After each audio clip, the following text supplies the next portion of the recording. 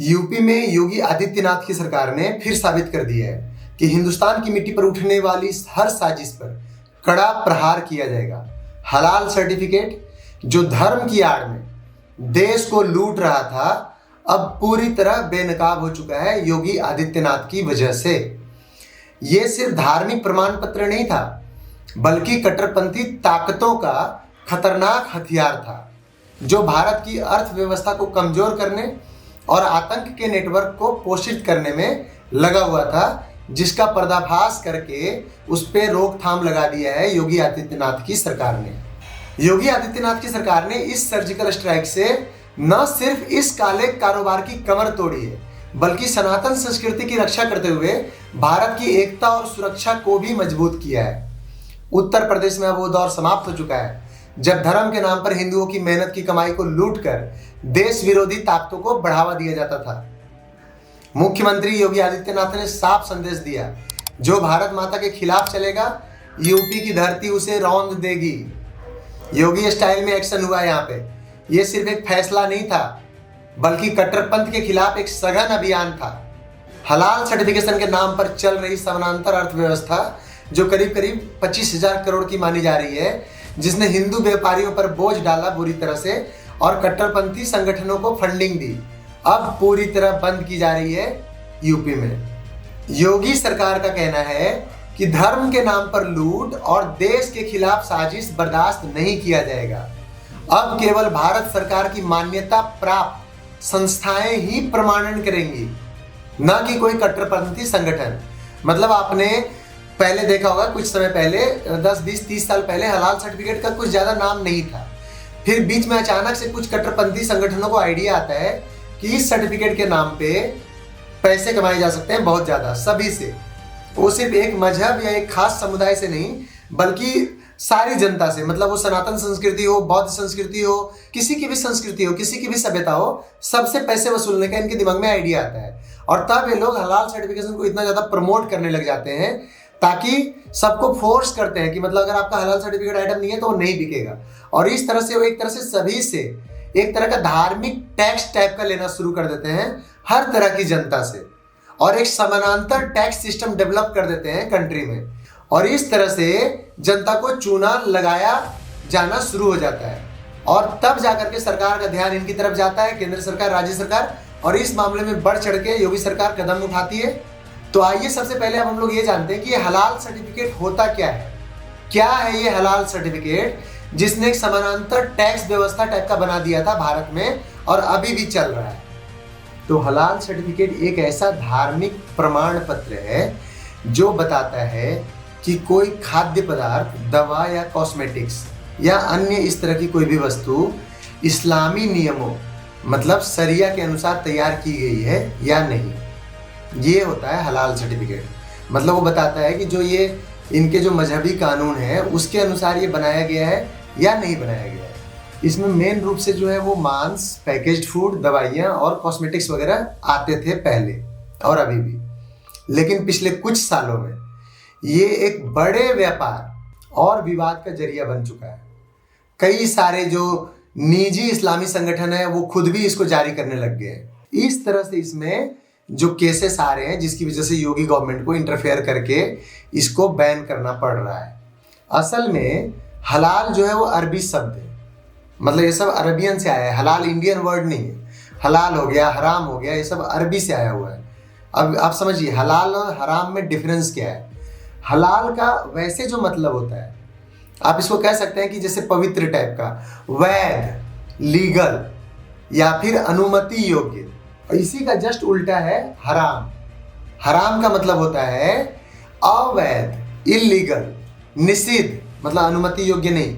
आपने मूवी देखा होगा नमक हलाल, नमक हराम, जब बॉलीवुड पे इनका रुतबा बोलता था ऐसे लोगों का, जब बॉलीवुड पे इन्होंने कब्जा कर रखा था कट्टरपंथियों ने, तो ये लोग ऐसी फिल्में बनाते थे, कभी नमक हराम, कभी नमक हलाल। तो नमक हलाल का मतलब होता था कि नमक का जो अदा करने वाला बंदा है, मतलब लॉयल टाइप का, हलाल। और नमक हराम का मतलब होता था जो नमक का अदा नहीं करना चाह रहा है, मतलब हराम टाइप का, मतलब अवैध, जो नहीं चुकाएगा ऋण को, उस तरह का, उसको हराम बोलते हैं। अब इसी हराम वर्ड से जो गाली के तौर पे यूज होता है हरामी वर्ड आया है, जो आप लोग सभी को पता होगा। जैसे ये लोग बोलते रहते हैं ना बार बार कि मजहब में ये हराम है वो हराम है, जैसे ये बोलेंगे मजहब में नाचना हराम है, कूदना हराम है। मतलब अगर इस लॉजिक को फॉलो किया जाए तो ये जितने भी खान बंधु हैं, ये जो खान गैंग है जो नाचते रहते हैं, कूदते रहते हैं, गाते रहते हैं, ये लोग हरामी घोषित कर देंगे। तो ये होता है हलाल हराम का फर्क, जो मैं समझाने की कोशिश कर रहा हूँ। तो यहाँ पे जो हलाल सर्टिफिकेट है वो यही सर्टिफिकेशन दे रहा है। किसी भी पदार्थ को सर्टिफिकेट जब मिल जाता है कि ये हलाल है, तो उनका कहने का मतलब होता है कि आप इसको गंवार भाषा में बोलोगे कि ये सर्टिफिकेट मिलने का मतलब है कि ये पवित्र आइटम है। या दूसरे शब्द में अगर आप बोलेंगे, गंवार भाषा में नहीं प्रॉपर शब्दों में बोला जाए, तो बोला जाएगा कि ये लीगल है। सोचिए, यही सब जो सर्टिफिकेट है वो सरकार देती है जनरली। जो भारत सरकार है, जो राज्य सरकार है, उनका काम है ये सब देना। अगर आप फूड का कोई प्रोडक्ट बेच रहे हो तो आपको FSSAI से जाके सर्टिफिकेशन लेना पड़ता है कि आपका जो फूड का आइटम है वो अच्छे से बनाया गया नहीं बनाया गया है। उसकी वैधता की जांच होती है, उसकी शुद्धता की जांच होती है। इसके लिए FSSAI और तमाम तरह के ऑर्गेनाइजेशन बना रखे हैं, केंद्र सरकार ने केंद्र लेवल पे और राज्य सरकार ने राज्य लेवल पे, स्टेट लेवल पे। अब यहाँ पे अगर कोई भी संगठन, वो मजहबी संगठन हो या कोई भी निजी संगठन, बीच में एंट्री मारता है और वो बोलता है कि नहीं, आप जो सर्टिफिकेट दे रहे हैं वो नहीं, मैं जो सर्टिफिकेट दूंगा वो वैलिड होगा, तो ये तो आप कह सकते हो कि एक समानांतर सरकार चलाने के जैसा हो जाता है। मतलब कल को मैं एक संस्था बना लूं और मैं बोलूं कि मैं कौशलेंद्र कुमार आज से सर्टिफिकेशन दूंगा कि बिहार में कौन सा आइटम बिकेगा और कौन सा आइटम नहीं बिकेगा, और उसके बदले में मैं आपसे पैसे लूंगा, जिसको आप टैक्स समझ सकते हो। तो इसका मतलब हो गया कि मैं कौशलेंद्र कुमार एक समानांतर सरकार चला रहा हूँ बिहार में, जिसमें मैं कौशलेंद्र कुमार आप लोगों से टैक्स वसूली कर रहा हूँ। किस बात का? किसी बात का नहीं, क्योंकि मैंने जबरदस्ती किया, क्योंकि मैं सोचता हूं कि मुझे पैसे आपसे लेने का हक है, क्योंकि मैं दादागिरी को कानूनन जामा पहना रहा हूं, इसलिए मैं आपसे पैसे ले रहा हूं। सरकार जब आपसे टैक्स लेती है तो बेशक सरकार काम करे या ना करे, लेकिन पैसे आपसे काम करने के लिए लेती है। सरकार आपसे टैक्स क्यों लेती है? सरकार को रोड बनाना है, सरकार को कानून व्यवस्था चलानी है, सरकार ये एश्योर करती है कि गरीब लोग, अमीर लोग सब एक जैसा समाज में जी सके, किसी के ऊपर अत्याचार नहीं हो, किसी को लूटा नहीं जाए। लेकिन अगर हलाल सर्टिफिकेट के नाम पे या किसी भी प्राइवेट सर्टिफिकेट के नाम पे कोई आपसे पैसे ले रहा है, मतलब एक तरह से टैक्स ले रहा है, तो वो टैक्स का पैसा तो उसके निजी संगठन में जा रहा है ना, या किसी पर्टिकुलर धार्मिक संगठन में जा रहा है, जो कि आपके बेनिफिट के लिए तो यूज नहीं किया जा रहा है। मे भी वो किसी एक छोटी मोटी कम्युनिटी के बेनिफिट के लिए या किसी बड़ी कम्युनिटी के बेनिफिट के लिए यूज किया जा रहा हो। तो यहाँ पे सरकार का, जो अब सरकारें इस पे लगाम लगाना शुरू कर दी है, उनका कहना यही है कि आप सरेआम सारी जनता से टैक्स की तरह पैसे नहीं ले सकते एक पार्टिकुलर कम्युनिटी को बेनिफिट देने के लिए। ऐसा नहीं है कि कल को आजम खान बोल देगा कि भाई मैं एक अलग से हलाल सर्टिफिकेट दे रहा हूँ, मतलब क्योंकि मुझे पैसे कमाने, मुझे टैक्स लेना है। परसों अतीक अहमद बोल देगा, परसों मुख्तार अंसारी बोल देगा, चौथे दिन तो शहाबुद्दीन का बेटा बोल देगा आकर के कि हम भी हलाल सर्टिफिकेशन दे रहे हैं, हमें भी पैसे दे दो। तो इस तरह से तो 50 तरह के टैक्सेशन सिस्टम चल जाएगा भारत में। तो ये सरकार अलाउ नहीं कर सकती है, जो अभी चलने लग गया था। एक छोटे से फॉर्मेट से शुरू करके इस सर्टिफिकेट को हाईजैक कर लिया था बहुत सारे निजी संगठन ने, और वो लोग खुद हलाल सर्टिफिकेट भी देना शुरू कर चुके थे। हेंस योगी सरकार का बुलडोजर चला इस पे, और उन्होंने इसको तोड़ मरोड़ के खत्म कर दिया। मुख्यमंत्री योगी आदित्यनाथ ने कहा, आप हैरान होंगे, उनका ये शब्द है कि साबुन, कपड़े और यहां तक कि माचिस की डिब्बियों पर भी हलाल सर्टिफिकेट लगा हुआ है। बताइए, हलाल सर्टिफिकेट इसलिए लॉन्च किया गया था कि जो मेनली खाने पीने की वस्तुएं हैं, शकल वगल पे लगाने वाली कॉस्मेटिक्स के आइटम्स हैं, उन पे मेनली इसको दिया जाएगा, वो भी पर्टिकुलर कम्युनिटी के लिए कि हाँ ये यूज करने लायक है या नहीं है, ताकि वो आपस में इसको डील कर सके।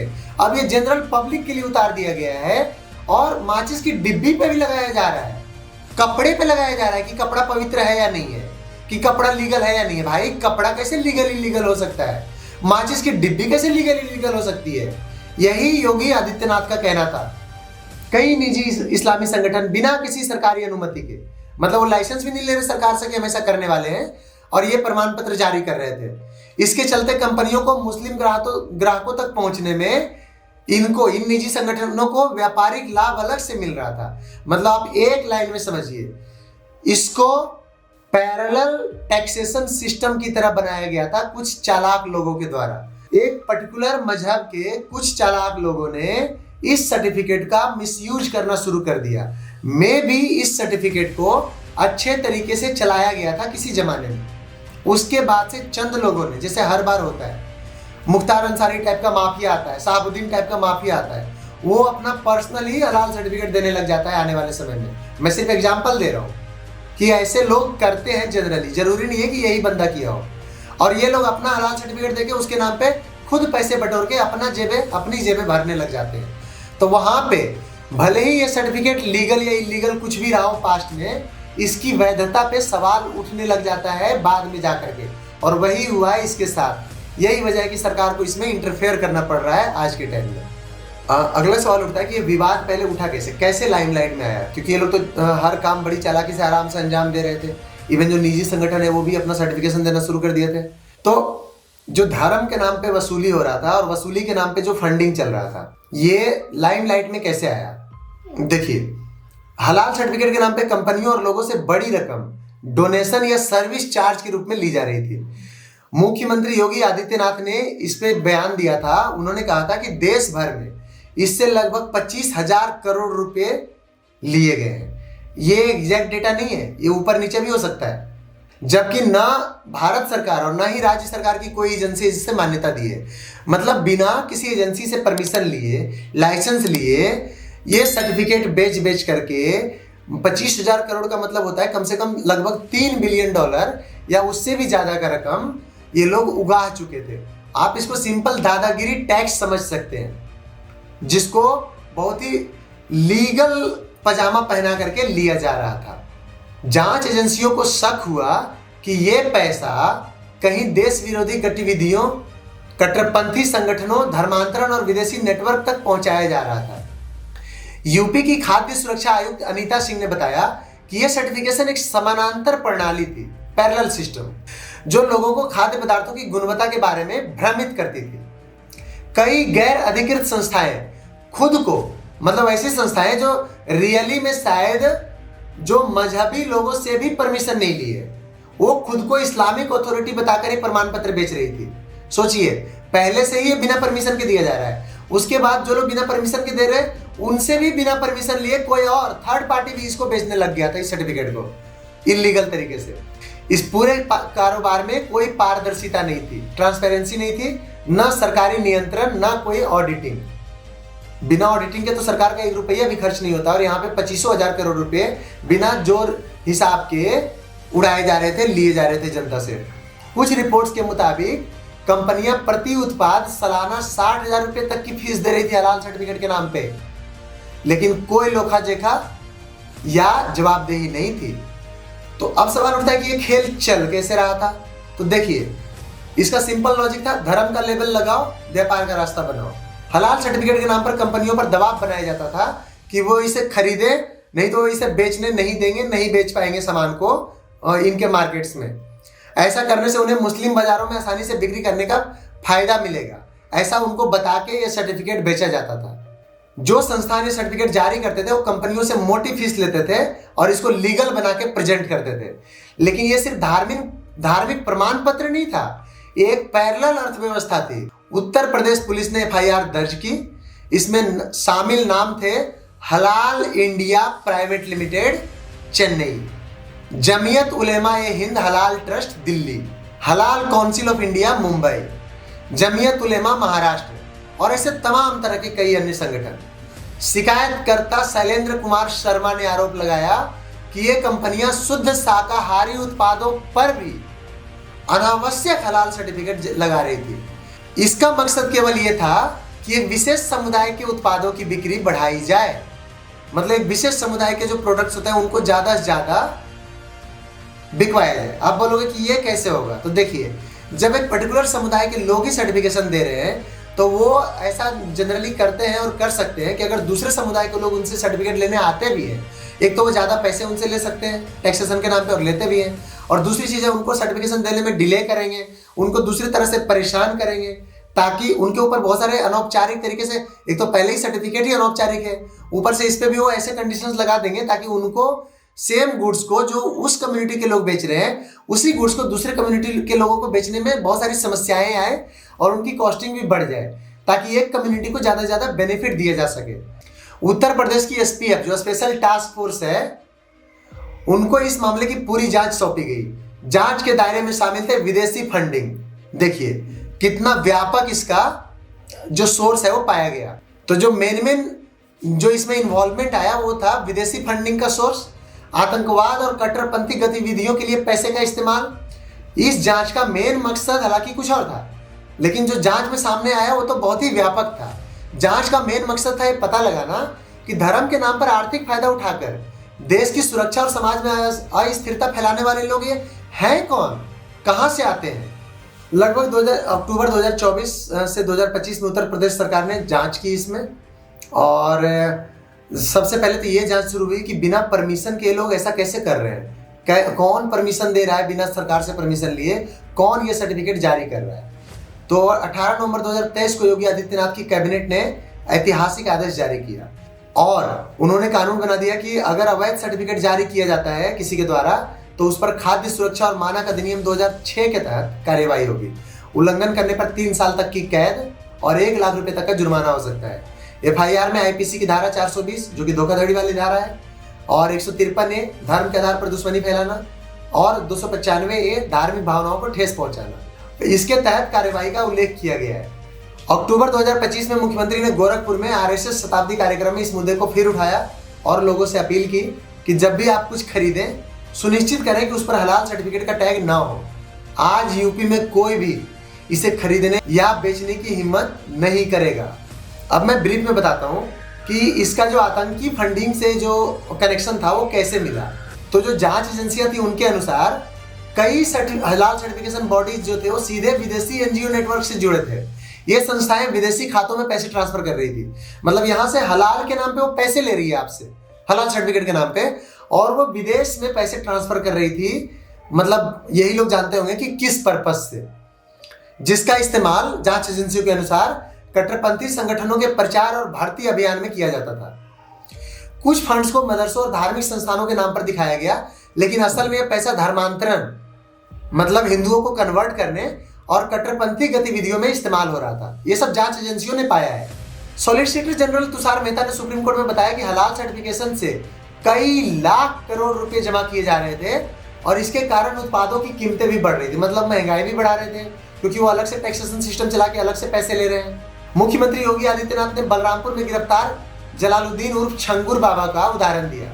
जलालुद्दीन जो सैकड़ों लोगों का धर्म परिवर्तन कराया था। यूपी एटीएस ने पाया कि उसे विदेशी स्रोतों से 106 करोड़ से अधिक की फंडिंग मिली थी, जो 40 से अधिक बैंक खातों में आई थी। सोचिए, एक बंदा जो बैठ के ताबीज बेचता था किसी जमाने में, वो 106 करोड़ रुपए फॉरेन से मंगा रहा है, 40 से अधिक बैंक अकाउंट्स हैं उसके, और वो हजारों और सैकड़ों लोगों का धर्मांतरण करा रहा है। कैसे पॉसिबल है? वो सब इसके तार जुड़ते चले गए जब इसकी जांच शुरू हुई तो हलाल सर्टिफिकेशन से।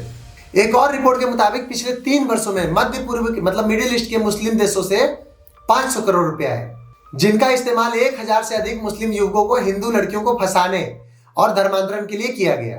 ये सब रिपोर्ट्स, ये सब डिटेल्स यूपी सरकार द्वारा दिए जा रहे हैं। चार्जशीट में यह भी लिखा है कि यह गिरोह 2047 तक भारत को इस्लामिक राष्ट्र बनाने की दीर्घकालिक योजना पर काम कर रहा था। हालांकि इसमें बिहार के फुलवारी शरीफ में भी एक बार बहुत सारे कट्टरपंथी संगठन के बहुत सारे लोग पकड़ाए थे, जिनके पास से बहुत सारे डॉक्यूमेंट्स भी मिले थे, जिसमें इन्होंने भारत को 2047 तक इस्लामिक राष्ट्र प्रॉपर बनाने का पूरा प्लान तैयार करके उस पर वर्क कर रहे थे। आपने सुना होगा, न्यूज में आता रहता है कि केरल में कई सारे संगठन युवकों को, लाखों युवकों को ट्रेनिंग दे रहे हैं आर्म्स चलाने की। आपने सरजील इमाम जो बिहार से किशनगंज से बिलोंग करता है, जो अभी वहां से इलेक्शन भी लड़ रहा है, उसका भी आपने भाषण सुना होगा जब उसने बोला था कि भारत के चिकन नेक को काट के अलग कर देना, मतलब भारत के 7 राज्यों को काट के अलग करना चाहता था भारत से। तो ये सब जहरीले बयान देने वाले लोगों को भी की भी संलिप्तता, उनका भी कनेक्शन इससे पाया गया जांच एजेंसियों के अनुसार। अब मुख्यमंत्री ने जो सवाल उठाया, मुख्यमंत्री योगी आदित्यनाथ ने, जिन्होंने इसका भंडाफोड़ किया और जिन्होंने बुलडोजर चलाया इस पूरे सर्टिफिकेशन पे, उनका सवाल था कि ये पैसा आया कहां से। उनका कहना था कि ये आप ही का पैसा था, मतलब जनता था, जनता के पैसे लेकर के उसको अनजाने में हलाल उत्पाद खरीदने वाले भारतीय उपभोक्ताओं से जुटाया गया पैसा था।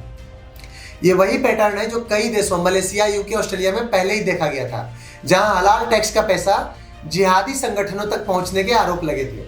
हालांकि ऑस्ट्रेलिया की खुफिया एजेंसी जो ऑस्ट्रैक नाम से है, उसने 2015 में कहा था कि उन्हें इस बीच कोई सीधा सबूत हालांकि नहीं मिला, लेकिन भारत में छंगुर बाबा जैसे मामले की वजह से ये जो कनेक्शन है ये ज्यादा ओपन हो गया है। हलाल सर्टिफिकेशन का एक काला कारोबार कोई धार्मिक रिवाज नहीं है, ये हिंदू भारत को आर्थिक रूप से कमजोर करके जिहादी ताकतों को मजबूत करने में लगा हुआ था। जांच एजेंसियों के अनुसार ये हलाल बॉडीज विदेशी एनजीओ नेटवर्क के पिट्ठू थी। ये मिडिल ईस्ट के मुस्लिम देशों से आने वाले पैसे को विदेशी खातों में ट्रांसफर कर कट्टरपंथी संगठनों को पोषित कर रही थी। ये पैसा प्रचार, भर्ती अभियान और लव जिहाद में इस्तेमाल होता था।